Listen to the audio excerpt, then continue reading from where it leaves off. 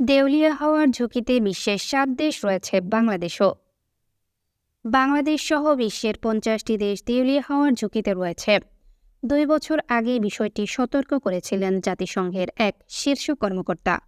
এবার ঝুঁকিতে থাকা ৭টি দেশ নিয়ে একটি প্রতিবেদন প্রকাশ করেছে ভারতীয় সংবাদ মাধ্যম CNBC TV18। নেতাকর্মীদের নির্যাতনের তথ্য চেয়ে বিশেষ বার্তা দিল আওয়ামী লীগ। আওয়ামী লীগ ও সহযোগী সংগঠনের ওপর নির্যাতনের তথ্য চেয়ে বিশেষ বার্তা দিয়েছে দলটি।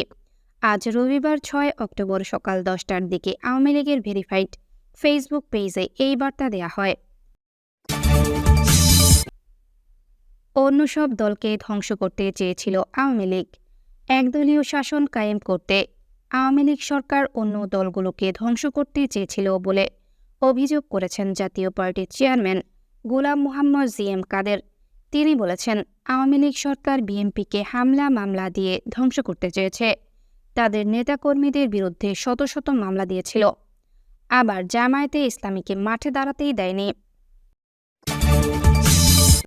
সাভারে ৪ ছাত্র হত্যা মামলায় আওয়ামী লীগ নেতা গ্রেফতার। বৈষম্য বিরোধী ছাত্র জনতার আন্দোলনে নিহত ৪ ছাত্র হত্যা মামলার আসামি এক আওয়ামী লীগ নেতাকে গ্রেফতার করেছে পুলিশ। শনিবার ৫ অক্টোবর রাতে সাভার পৌর এলাকার মজিদপুর মহল্লায় অভিযান চালিয়ে তাকে গ্রেফতার করা হয়। বৈষম্য বিরোধী ছাত্র আন্দোলনে হামলাকারী মনিরুল অস্ত্রসহ গ্রেফতার। বৈষম্য বিরোধী ছাত্র আন্দোলনে হামলার অভিযোগে করা মামলায় দেশি অস্ত্রসহ মনিরুল মোশাররফ ওরফে শুভ নামের একজনকে গ্রেফতার করেছেন ঢাকা মহানগর পুলিশের যাত্রাবাড়ী থানার সদস্যরা। কুমিল্লায় সমন্বয়কদের মামলায় আসামি আওয়ামী লীগের মৃত ২ নেতা। গত ৪ আগস্ট ছাত্র আন্দোলন চলাকালে শিক্ষার্থীদের ওপর হামলার অভিযোগে ৯৬ জনের নাম উল্লেখ করে কুমিল্লা সদর দক্ষিণ থানায় মামলা দায়ের করেন বৈষম্য বিরোধী ছাত্র আন্দোলনের কুমিল্লা বিশ্ববিদ্যালয়ের সমন্বয়ক মোহাম্মদ ইমরান। এতক্ষণ শুনছিলেন সংবাদ শিরোনাম, এবারে বিস্তারিত। আসসালামু আলাইকুম, বিসমিল্লাহির রহমানির রহিম। দেউলিয়া হওয়ার ঝুঁকিতে বিশ্বের ৭ দেশ রয়েছে বাংলাদেশও। বাংলাদেশ সহ বিশ্বের ৫০টি দেশ দেউলিয়া হওয়ার ঝুঁকিতে রয়েছে। ২ বছর আগে বিষয়টি নিয়ে সতর্ক করেছিলেন জাতিসংঘের এক শীর্ষ কর্মকর্তা। এবার ঝুঁকিতে থাকা ৭টি দেশ নিয়ে একটি প্রতিবেদন প্রকাশ করেছে জাতীয় সংবাদ মাধ্যম CNBC TV18।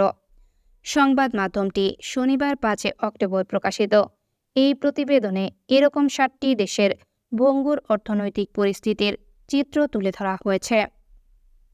সেখানে বাংলাদেশ ছাড়াও রয়েছে Pakistan, Sri Lanka, Venezuela, Argentina, Zambia ও ঘানা। প্রতিবেদনে বাংলাদেশ সম্পর্কে বলা হয়েছে, বর্তমান বাংলাদেশের মোট ঋণের পরিমাণ $১৫৬ বিলিয়ন, যা ২০০৮ সালের তুলনায় ৫ গুণ বেশি। যেখানে S&P গ্লোবালের মতো বিশ্বব্যাপী র্যাঙ্কিং এজেন্সিগুলো বাংলাদেশকে জাঙ্ক অ্যান্ড জঙ্গলের স্থান হিসেবে চিহ্নিত করেছে। এছাড়া সম্প্রতি যে রাজনৈতিক সংকট ও ক্ষমতার পট পরিবর্তন হয়েছে তা আগে থেকেই বাংলাদেশের ঋণ গ্রহণ এবং তা পরিশোধের সক্ষমতা ছিল নিম্নমুখী।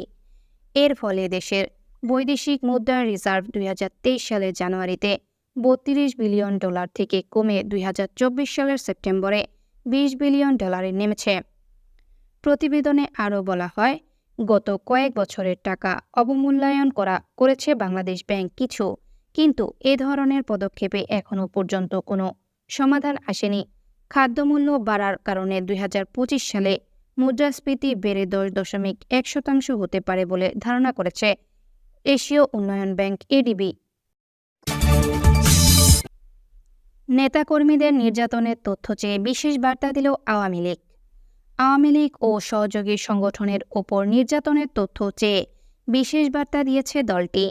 আজ রবিবার ৬ অক্টোবর সকাল ৬টার দিকে আওয়ামী লীগের ভেরিফাইড ফেসবুক পোস্টে এই তথ্য দেওয়া হয়েছে। দলটির অফিসিয়াল ফেসবুক পেজে দেওয়া এক পোস্টে বলা হয়েছে, আওয়ামী লীগ ও সহযোগী সংগঠনের যে কোনো কর্মসূচি এবং আওয়ামী লীগের নেতাকর্মীদের ওপর হামলা, অন্যায়, গ্রেফতার, হত্যাকাণ্ড, চাঁদাবাজি ইত্যাদির তথ্য, ছবি, ভিডিও, নিউজ লিংক প্রেরণ করুন। অন্য সব দলকে ধ্বংস করতে চেয়েছিল আওয়ামী লীগ। একদলীয় শাসন কায়েম করতে আওয়ামী লীগ সরকার অন্য দলগুলোকে ধ্বংস করতে চেয়েছিল বলে অভিযোগ করেছেন জাতীয় পার্টির চেয়ারম্যান গোলাম মোহাম্মদ জিএম কাদের। তিনি বলেছেন, আওয়ামী লীগ সরকার বিএনপিকে হামলা মামলা দিয়ে ধ্বংস করতে চেয়েছে। তাদের নেতাকর্মীদের শত শত হামলা দিয়েছিল। আবার জামায়াতে ইসলামীকে মাঠেই দাঁড়াতে দেয়নি, আর জাতীয় পার্টিকে ধ্বংস করতে চেয়েছে দুই ভাগ করে। গতকাল শনিবার দুপুরে জাতীয় পার্টির এক প্রেস ব্রিফিংয়ে তিনি এসব কথা বলেন। চেয়ারম্যানদের যৌথ সভায় সভাপতির বক্তব্যে জিএম কাদের এইসব অভিযোগ করেছেন। তিনি বলেন, শেখ হাসিনা দেশে একদলীয় শাসন ব্যবস্থা কায়েম করতে চেয়েছিল, যে কারণে আওয়ামী লীগ 2024 সালের নির্বাচনে আওয়ামী লীগ দিয়ে বি টিম সৃষ্টি করেছিল। একই উদ্দেশ্যে কয়েকটি রাজনৈতিক দল সৃষ্টি করা হয়েছিল। আমি সেই অভিযোগ সংসদের বাইরেও করেছি। সাভারে 4 ছাত্র হত্যা মামলায় আওয়ামী লীগ নেতা গ্রেফতার। বৈষম্যবিরোধী ছাত্র জনতার আন্দোলনে নিহত 4 ছাত্র হামলার আসামি এক আওয়ামী লীগ নেতাকে গ্রেফতার করেছে পুলিশ। শনিবার 5 অক্টোবর রাতে সাভার পৌর এলাকার মাজিদপুর মহল্লার অভিযান চালিয়ে তাকে গ্রেফতার করা হয়। গ্রেফতারকৃত আওয়ামী লীগ নেতার নাম মোহাম্মদ রাজ্জাক। তিনি সাভার থানার মজিদপুর চৌরাস্তা এলাকার মোহাম্মদ আব্দুর রহমানের ছেলে এবং সাভার পৌর আওয়ামী লীগের শ্রম সমন্বয়ক সম্পাদক। সাভার মডেল থানার ভারপ্রাপ্ত কর্মকর্তা ওসি জুয়েল মিয়া বলেন, সাভার মডেল থানা পুলিশের একটি টিম সাভার পৌর এলাকায় অভিযান চালিয়ে মজিদপুর চৌরাস্তা এলাকা থেকে মোহাম্মদ আব্দুল রাজ্জাককে গ্রেফতার করেছে। তার বিরুদ্ধে সাভার মডেল থানা বৈষম্য বিরোধী ছাত্র আন্দোলনে 4 ছাত্র হত্যার মামলা রয়েছে। রবিবার দুপুরে তাকে আদালতে নেওয়া হবে। বৈষম্য বিরোধী আন্দোলনে হামলাকারী মনিরুল অস্ত্রসহ গ্রেফতার। বৈষম্য বিরোধী ছাত্র আন্দোলনে হামলার অভিযোগে করা মামলায় দেশি অস্ত্রসহ মনিরুল মোশাররফ ওরফে শুভ নামের একজনকে গ্রেফতার করেছে ঢাকা মহানগর পুলিশের ডিএমপি যাত্রাবাড়ি থানার সদস্যরা। তিনি হেলমেট পরে আন্দোলনকারীদের ওপর হামলা করেছেন বলে দাবি পুলিশের।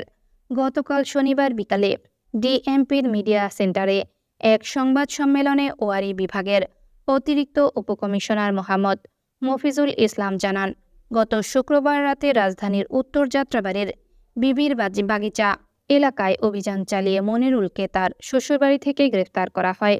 তার কাছ থেকে জব্দ করা হয়েছে একটি ছুরি, 5টি চাপাটি, 3টি চাকু, একটি হকি স্টিক, একটি স্টিলের পাইপ, একটি লোহার রড, একটি হাতুড়ি ও 2টি হেলমেট। তিনি জানান, গ্রেফতার মনিরুল যাত্রাবাড়ি এলাকার শীর্ষ সন্ত্রাসী শুটার লিটনের অন্যতম সহযোগী।